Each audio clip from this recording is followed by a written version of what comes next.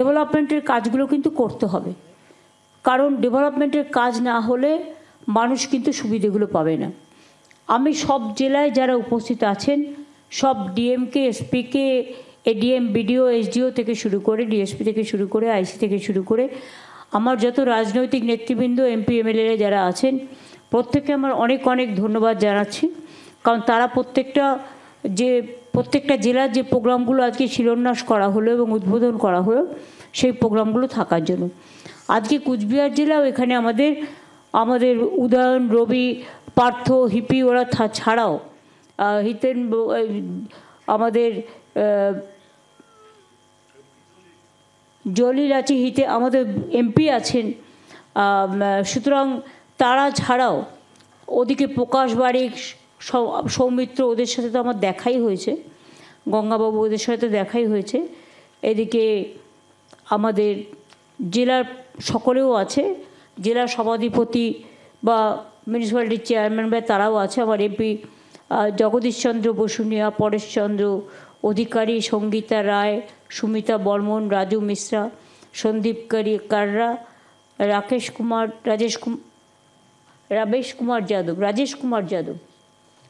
Kumar Yadav, doctor সন্তোষ নির্মল কর থেকে শুরু করে আমাদের বিমলা বা এসপির সাথে তো আমার দেখা হয়েছে এক্ষুনি হাসিপাড়ায়। তাছাড়া অন্যান্য জেলারও প্রত্যেকটা ডিএমএস সকলেই আছেন। আপনারা সকলে ভালো করে কাজগুলো করুন। কুচবিহার জেলায় প্রায় আমার উদ্বোধন এবং শিলান্যাস মিলিয়ে কুচবিহার জেলায় 163টি প্রকল্প, 540 কোটি 73 লক্ষ টাকা দেওয়া হয়েছে। দার্জিলিং জেলায় 224টি প্রকল্প, 383 কোটি 51 লক্ষ টাকা দেওয়া হয়েছে। কালিম্পং জেলায় 61টি প্রকল্প, 334 কোটি 93 লক্ষ টাকা দেওয়া হয়েছে। মালদা জেলায় 61টি প্রকল্প, 293 কোটি টাকা দেওয়া হলো। উত্তর দিনাজপুরে 58টি প্রকল্প, 151 কোটি 36 লক্ষ টাকা দেওয়া হলো। দক্ষিণ দিনাজপুরে 56টি প্রকল্প, 60 কোটি টাকা।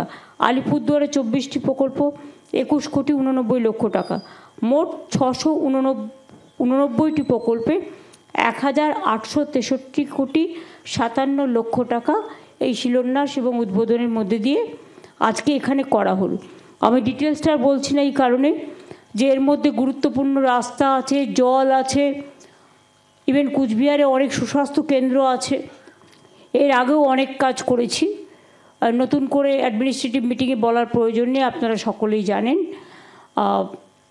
আমি বলবো যে কুচবিহার জেলা বর্ডার জেলা, আইন শৃঙ্খলা ভালো করে দেখে রাখতে হবে। কোনো মাতব্বরি বা কোনো অযথা হস্তক্ষেপ বর্ডার এরিয়াতে মানা যাবে না। এলাকা যাতে শান্তি থাকে, শান্তি শৃঙ্খলা সম্প্রীতি সব বজায় রাখতে হবে। আমার পাড়া আমার সমাধান, তার মধ্যে আমরা 8,000 কোটি টাকা খরচা করছি। এর মধ্যে প্রায় 4,000-এর বেশি টেন্ডার হয়ে গেছে। এই কাজগুলোকে ইমিডিয়েট শুরু করে শেষ করতে হবে, এটা যেন দেরি না হয়। এখানে যেমন গ্রামসভা, পঞ্চায়েত সমিতি, জেলা পরিষদ, মিউনিসিপ্যালিটিও আছে, সাথে জেলা অ্যাডমিনিস্ট্রেশন আছে। আমার কথা হচ্ছে সাইকেল, সবুজ সাথী, এটা যেন ক্লাস 9-এর ছেলে মেয়েরা ঠিকমতো পেয়ে যায়। তরুণের স্বপ্ন, যেটা 11 ক্লাসে আমরা এখন ট্যাব দিই, স্মার্টফোন দিই, সেটা যেন সবাই ঠিকমতো পেয়ে যায় টাইমে, যাতে দেরি না হয়। পথশ্রীর আমরা যে 20,000 রাস্তা কিলোমিটার করছি এবং আমরা আরবানেও 11,000 কিলোমিটার করছি। এগুলো পঞ্চায়েত ডিপার্টমেন্টে উল্কানাথন হচ্ছে নোডাল এজেন্সি।